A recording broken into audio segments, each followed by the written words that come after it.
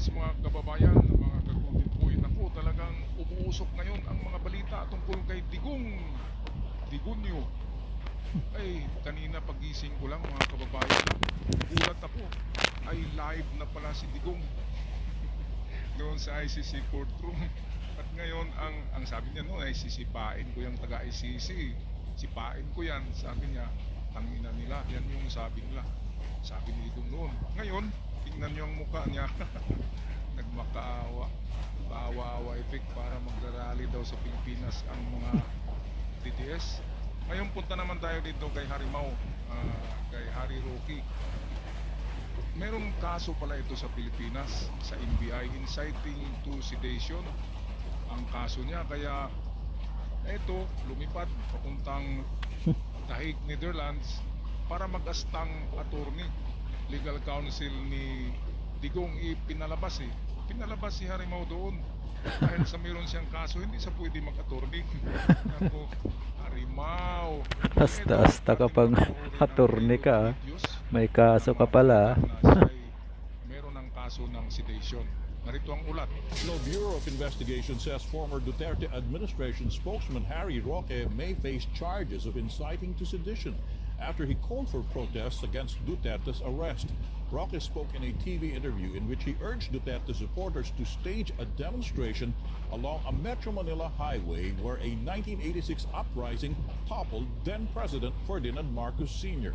Buong sambayan ng Pilipinas ay i-indict natin para mag-away-away. Maybe the former spokesperson, Secretary Happy, is being torn between his job as the former president's lawyer at yung kanya namang mga emosyon. Inciting to sedition, inaaya niya ang ating mamamayan na mag-go out and mag-people power. Malaking kabalbalan yan. Inciting to sedition. Ito ang posibleng isang pangreklamo ng National Bureau of Investigation laban kay dating presidential spokesperson Attorney Harry Roque. Ayon kay NBI Director Jaime Santiago, dahil ito sa panawagan ni Roque sa publiko na magsagawa ng kilos protesta. Sana malinawan ng isip ng ating mga kababayan na itong mga ganitong klaseng tao, hindi sila leader, pero nakakagalit na magtatawag ng people power pero siya mismo nagtatago. Ano ba? Matapang ka, labas ka dito, halika.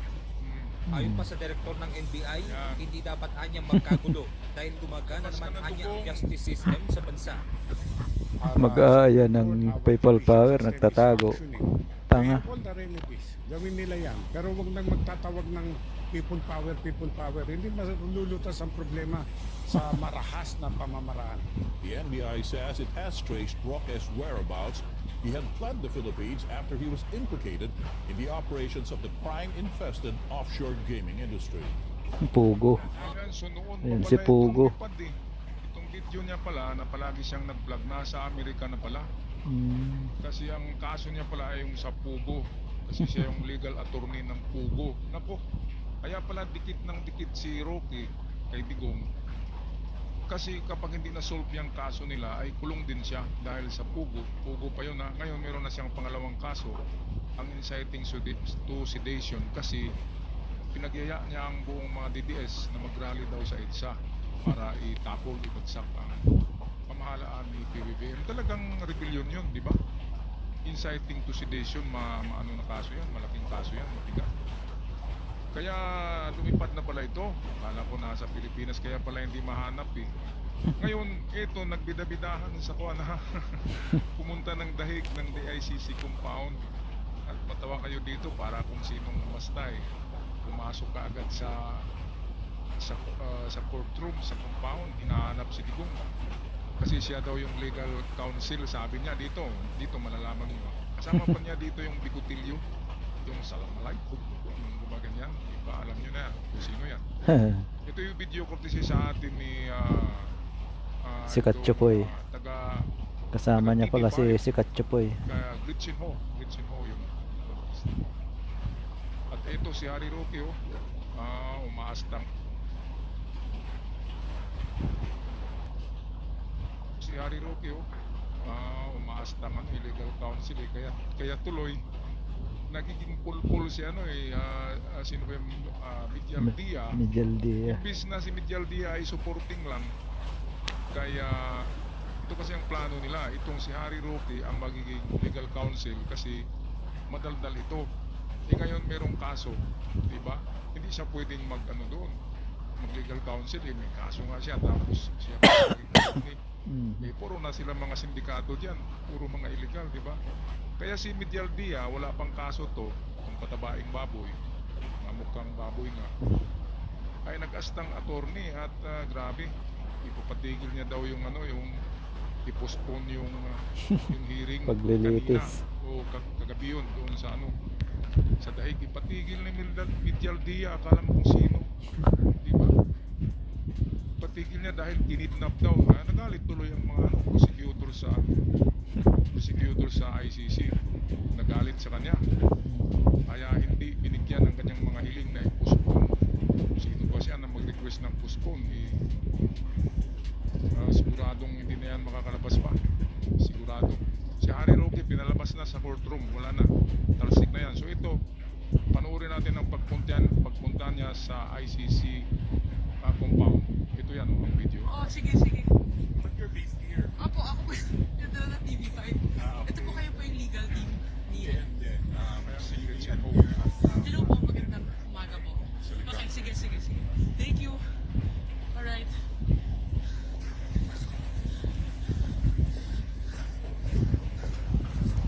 Ay akala mo kung sinong artista Arimaw. Diretso siya sa speaker. Parang sino, pasok pa agad. Maya pinalabas na eh. Maya lang dito pinalabas na si Harry Roque, hindi lang pinakita.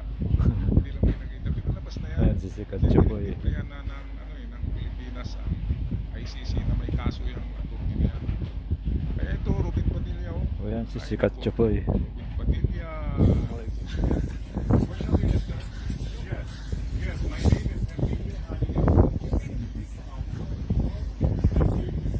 May pinakausap niyo na po ba siya?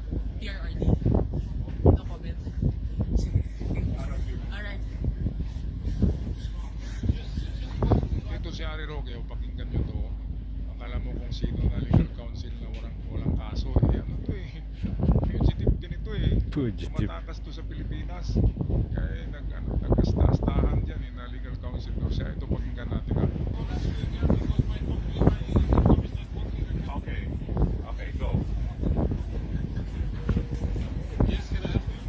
My name is Herminio Harry L. Roque Jr. I'm a member of the List Council of this court. I'm here to confer with my client, Rodrigo Duterte. He does not know that I have arrived at the Hague. He has to be informed. I'm also here in the presence of... yes, sir. Yes. Yes. You can step in and the lady, she's not allowed to be. The lady, you're not allowed to go.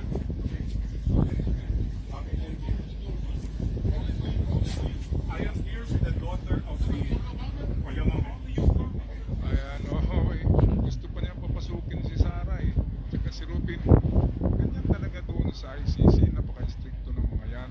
Sabi nga ay ikaw lang ang pumasok, walang video, hindi papasok yung babae, hindi papasok yung patutilyo.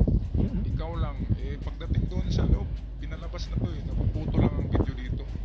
Kaya ang nangyari, si Medial Dia ang nagiging automatic na counsel. Kasi una sa lahat, si Medial Dia ang nagrepresenta kay Duterte nung sumakay pa sila sa eroplano. Sabi ni Digong, itong si Medial Dia the Baboy ay siyang maging counsel niya, kaya sumama nga, walang passport yan, walang visa, sumama kagad. Mabuti hindi pinauwi yan walang passport yan walang visa. Ngayon itong si Roque, dahil mas magaling daw ito kay Medial Dia, ay humabol, kaya sabi niya hindi daw alam ni Digong na pupunta siya. Bakit hindi alam? Araw-araw silang nag-uusap niyan sa cellphone diba, tawagan palagi yan. Kaya sinungaling talaga itong si Roque, kasi sabi niya I am El Niño de Santo Niño Harimau Roque, legal counsel, attorney of Digong Digunyo, Rua Duterte, at narito ako para magiging legal counsel niya. O diba, sinungaling siya, si legal counsel, kasi ang sinabi ni Duterte pagsakay nila ng eroplano, si Miguel Dia ang legal counsel. Hindi kasi pwedeng magpakita si Harimau sa Pilipinas kasi huhulihin siya ng NBI. Meron siyang kaso doon. May kaso siya kay General Torre. May kaso din siya sa NBI. Dalawang kaso doon. Kaya ito nagtatanong ibig lang mamabas dito ang pangalan niya. Hindi malalaman kung ano ang kaso niya. Kaya palpak. Dito makikita natin pagpasok niya ito. Pero hindi na pinakita yung paglabas niya. Pinalabas yan eh. Sinipa yan palabas. Sino pa ba? Ako ay dumating. Wala mo na. Sige, sige. Ito naman tong palaging salam alaikum ang hindi naman to Muslim eh. Musliman lang to para makapag-asawa ng marami. Tama. Hindi siya kakasuhan ng unang asawa niya. Katotohanan yan. Salam alaikum salam. Mabutit hindi ka in-curse ng mga Muslim. Hindi ka naman talaga Muslim. Palagi mong tinadala ang pangalan ng Muslim. Nagbigay ka lang ng ano sa Muslim eh. Nagbigay ka lang ng bad image, bad boy ka eh, di ba? Pagkahit ka na at ayusin mo yung buhok mo. Okay, so tingnan natin ang ending ng video, mga kababayan. Okay, sige, sige.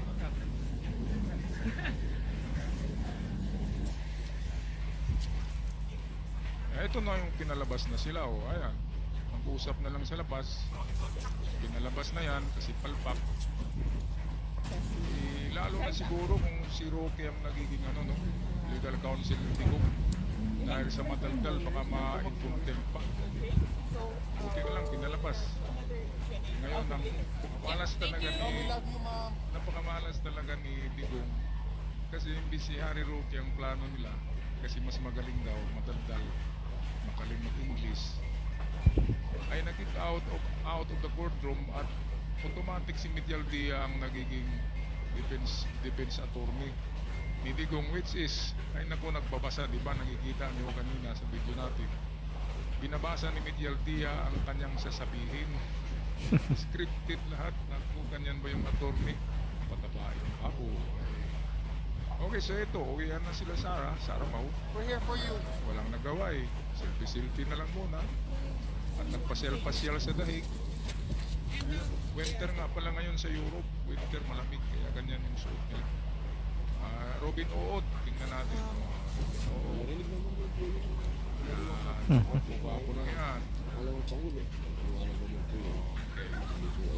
So ayan, antabayanan na lang natin mga kababayan ang susunod na hearing ni Digonio. Meron ng pangalawang stage hearing inside the trial chamber ng ICC. At wala. Full talaga ang kanilang attorney Miguel Dia. Kasi di ba nung isang Full. Factory na naman yan ng fake news. Sabi niya, tinitnap si Digong nawawala daw sa ICC. Bakit nandyan? Tarantado talaga, no? Talaga. Para magagalit ang mga Pilipino. Tinitnap daw, halos sabihin niya pinatay na eh. Kasi nawawala. Paano hindi mawawala? Naka-secured yan inside the facility. Kasi high value target yan. Diba? Former president yan eh. Isa pa, yan ang leader ng mga Chinese pupo at Chinese illegal D. Yan, Galagal.